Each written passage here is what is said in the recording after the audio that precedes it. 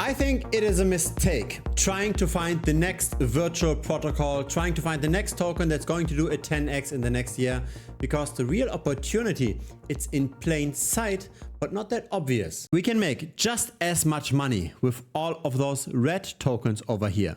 Now, it's not that obvious because plus 1,300% looks much more than minus 60 or minus 70%. But it's actually possible to make those 10x returns with falling prices, even without taking any leverage, without taking any additional risk. So let's look into this in more detail. What were the worst performing assets in the last year? It was Worldcoin, Optimism, and Immutable X. Now, only outsiders or complete beginners think that this bad performance is just random coincidence, that nobody could see this coming.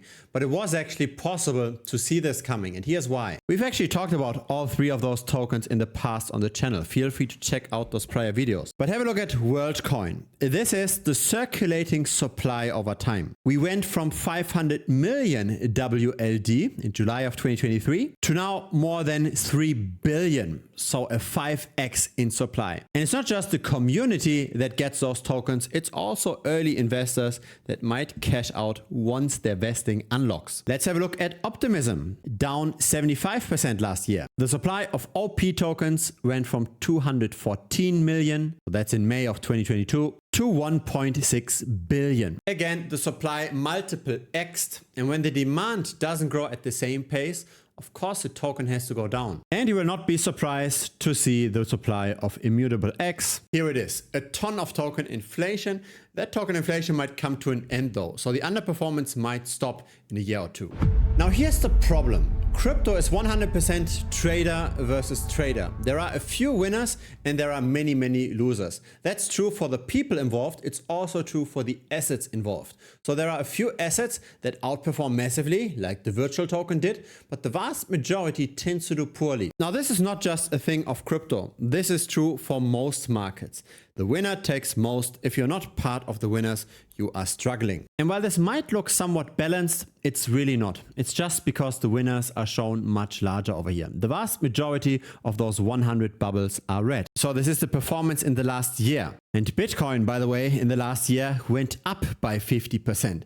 How is it possible that Bitcoin is going up by 50% and the vast majority of altcoins still is going down? Now, it's not just a problem that the odds are against us, that the majority is going down. The problem is also how consistently they're going down. Now, it doesn't appear like this at first sight, because most altcoins move in tandem with Bitcoin and Ethereum in the short term, right? When Bitcoin has a strong day, it's going up by 5%, then your altcoin is likely going to go up as well, potentially even more. And the same is true when things are going down, right? The altcoins go down as well. But over the long term, we do see how the performance concentrates within a few small selected altcoins. So have a look at IMX relative to Bitcoin. This chart starts now in February of 2024, so 1.5 years of data, and this is very constant underperformance. Here's WLD or Worldcoin relative to Bitcoin on the same time frame. Again, the underperformance is consistent, and over here we've got Optimism or the OP token. Again, it's the relative performance that looks so bad. It's not necessarily the US dollar chart, because in US dollars, we sometimes do see nice rallies. This is a 130% gain. And that was of course triggered by a Bitcoin rally. But let's take a step back again. I said at the beginning of the video that even without leverage, we can make those 10x returns. And we can make them with most of those red bubbles over here very consistently. Because here's the thing, there are two major factors that drive the price of an altcoin. The first factor is the macro. It's how Bitcoin is doing. Is it going up or down? Is the market expanding or contracting? The second factor is what's happening specifically to the altcoin. In other words, is the supply expanding faster than the demand?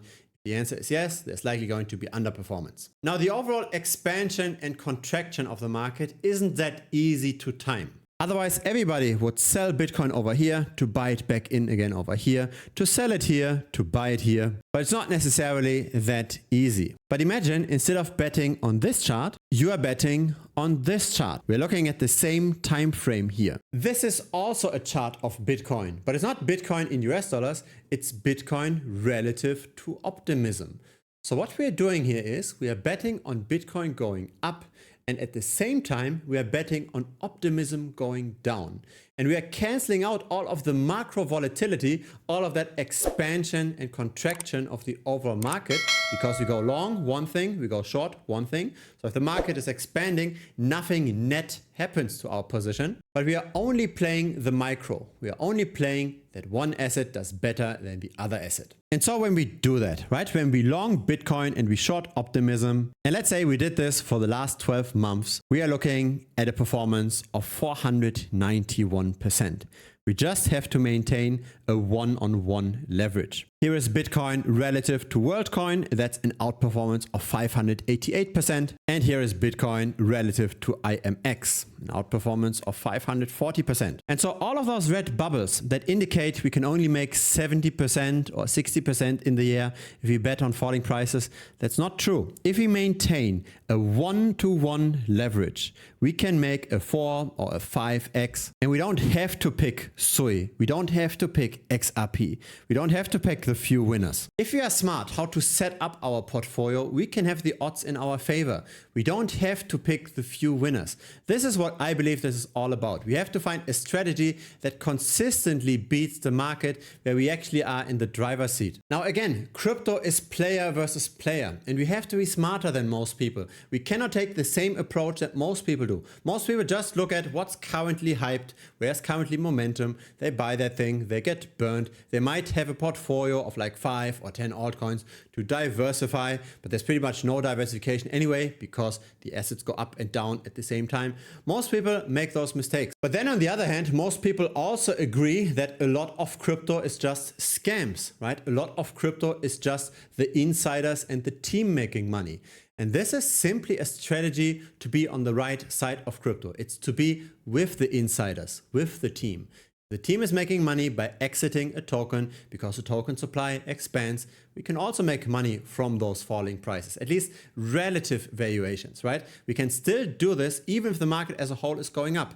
We're just betting on relative valuations. We cancel out the overall macro. If the macro is expanding, we do not care. To drive this home again, let's have a look at the top performers in the last year. We've got Bitcoin over here, which made 50%. And then how many tokens did better than Bitcoin? It's 1, 2, 3, 4, 5, 6, 7, 8, 9, 10, 11, 12, 13, 14, 15, 16. So 16 tokens did better. Bitcoin is at number 17 and 83 tokens did worse than Bitcoin.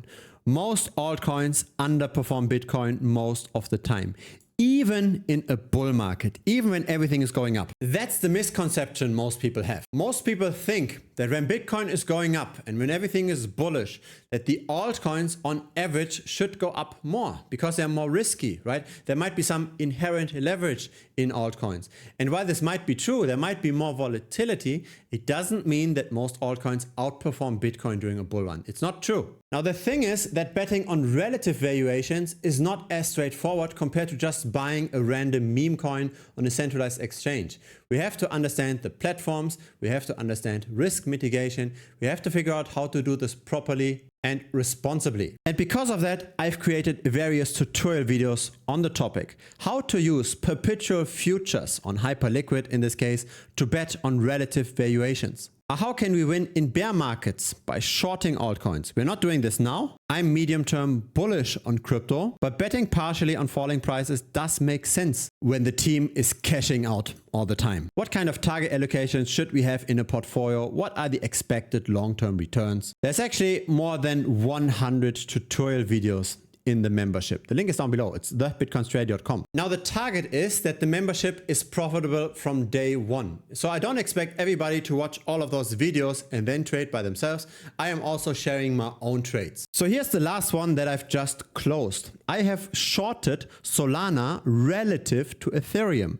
So again, we're not betting on the macro, just on the relative valuation. And within 5 weeks, without any leverage, I turned 43K into 60K almost. So that's announced over here. Of course, other members made money with this as well. I'm sharing when I exit a position. Of course, I also share whenever I enter a position. So feel free to check it out. It's currently $125 per month. The price is lower because we are not yet in peak bull run. It used to cost $165, but I've lowered it because interest in crypto is now lower. But if you sign up today and we go back to $165, you will still keep the low rate. So I don't increase the price for any existing members. I only only increase it for new joiners. If it's your first time here, feel free to subscribe. I publish videos regularly. A like would be very much appreciated as well. It helps the channel grow. See you next time on YouTube or see you in Premium. Cheers!